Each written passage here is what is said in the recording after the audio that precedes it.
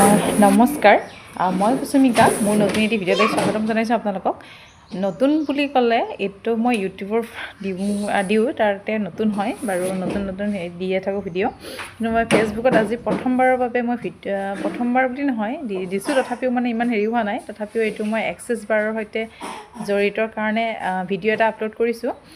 মই এক্সেছ বাৰৰ সৈতে জড়িত। আপোনালোকে যদি এক্সেছ বাৰৰ ক্লাছ বা ছেশ্যন ল'ব বিচাৰে মোক যোগাযোগ কৰিব পাৰে।